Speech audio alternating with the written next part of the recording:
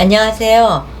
이민경 행정사입니다. 오늘은 국비지원훈련기관 등록에 대해서 말씀드리겠습니다. 여러분 좋아요, 구독, 알림 잘 부탁드립니다.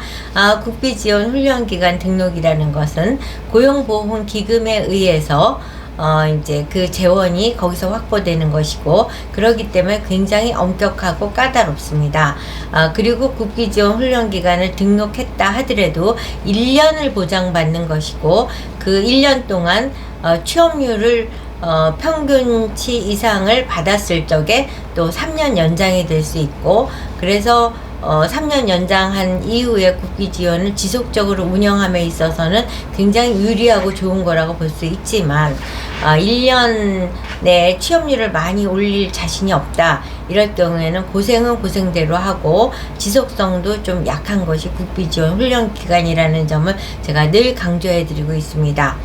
그럼에도 불구하고 많은 분들이 국비지원 훈련기관에 대해서 관심을 갖고 연락을 주십니다. 이유는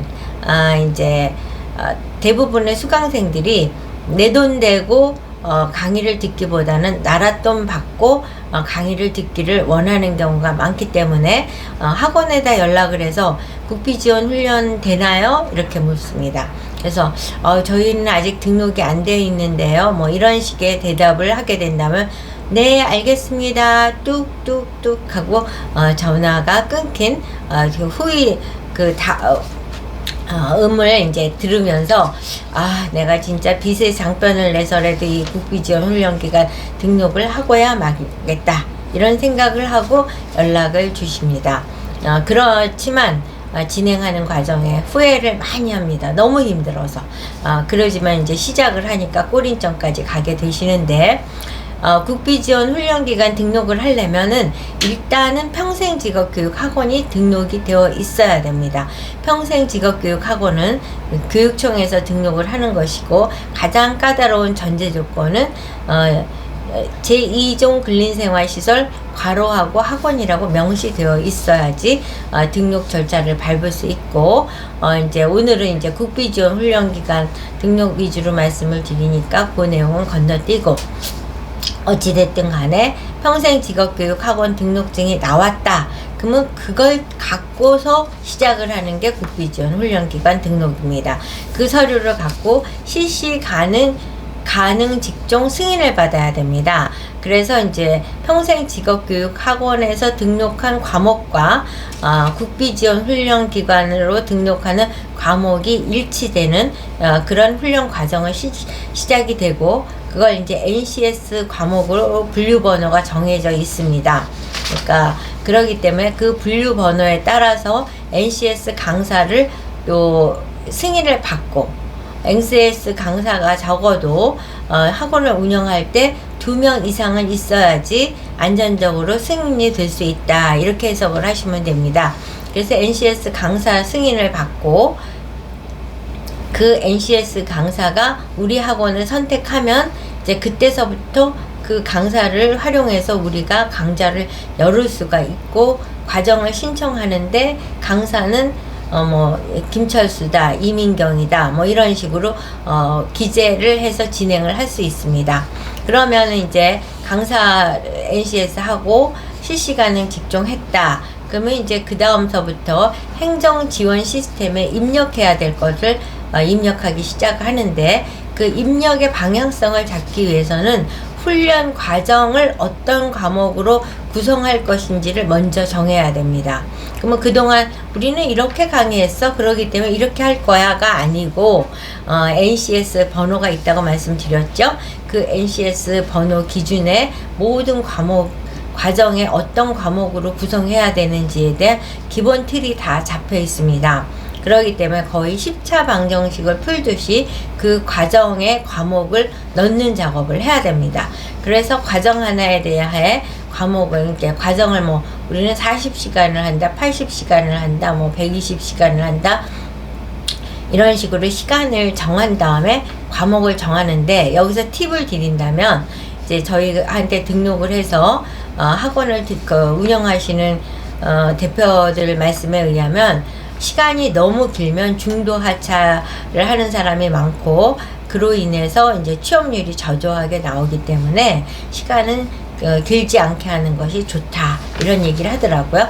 그러면 이렇게 훈련 과정이 정해지면 과정별로 이제 그 과정 안의 내용에 따라서 장비도 정해지고 시설도 정해지고 교재도 정해지고 강사도 정해집니다. 그러면 그 내용을 이제 또 다 채워야 돼요. 행정지원 시스템에 훈련 장비다. 그러면 하다못해 이 핸드폰이 장비다. 그랬을 때는 모델명은 뭐고, 제조연월일은 뭐고, 가격은 얼마고, 뭐 이런 식의 아주 구체적인 내용들을 기재해야지만 이제 접수가 된 거와 마찬가지죠. 그래서 그 행정지원 시스템에 장비, 시설, 교재, 강사, 훈련 과목 뭐 이런 것들을 다 기재해서 행정지원 시스템에 임시 저장을 해 놓습니다. 그런 다음에 이제 4월 달이 다 되면은 심사평가 시스템에 그 내용을 땡겨서 이제 그 신청을 하게 되는 거죠.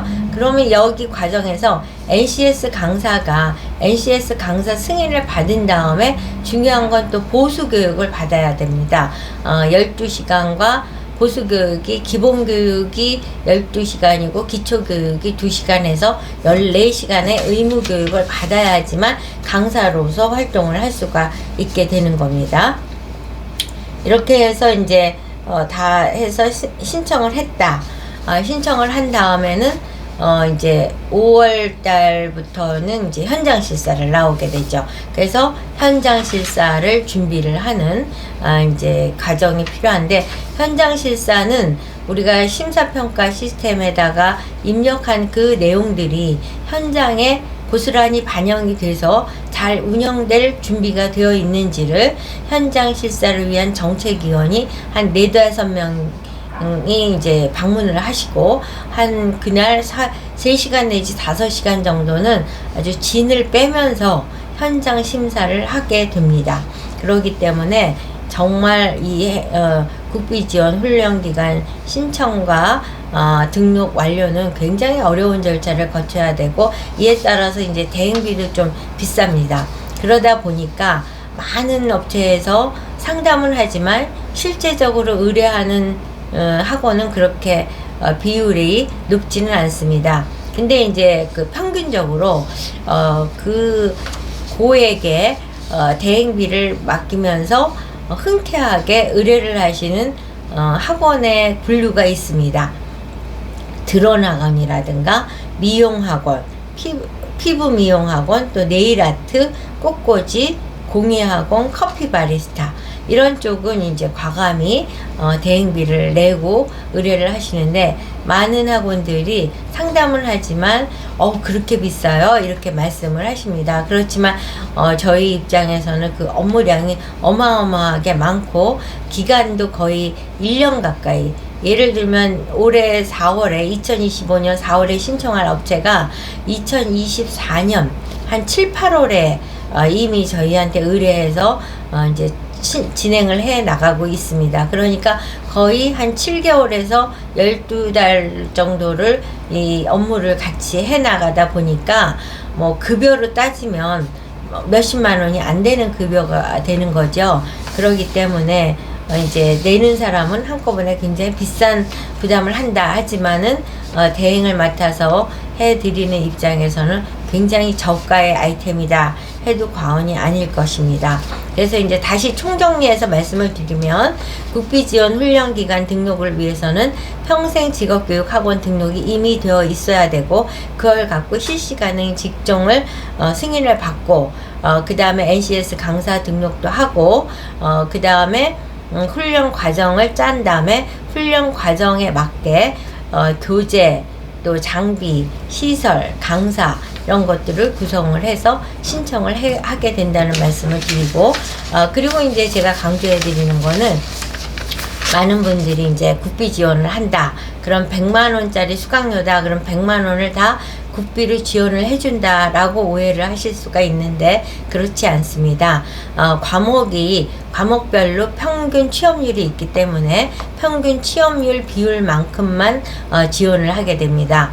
그래서 예를 들어서 예를 들어서 뭐 간호사라든가 간호조무사 같은 경우는 취업률이 거의 100%에 가깝기 때문에 100% 국비 지원이 되고, 반면에 공예라든가 이런 경우는 창업이나 취미 뭐 이런 경우들이 많지 취업하는 경우가 많지가 않기 때문에 취업률이 40% 내외, 그러기 때문에 지원금도 한 50% 내외 정도밖에는 안 되고 있다는 점. 그러기 때문에 이제 이렇게 지원금이 많지 않다, 100% 지원이 되는 것은 아니다라는 냉철한 현실을 인식하고, 그럼에도 불구하고 많은 수강생들이 국비 지원을 원하기 때문에 나는 신청할 수밖에 없다. 그런 점을 정확히 이해하신 다음에 의뢰를 하시는 것이 좋을 것이라는 점을 강조해 드립니다. 여러분, 국비 지원 훈련기간 신청에 관심을 갖고 계시는 분은 연락 주시면 최선을 다해서 등록 성공시켜 드리겠습니다.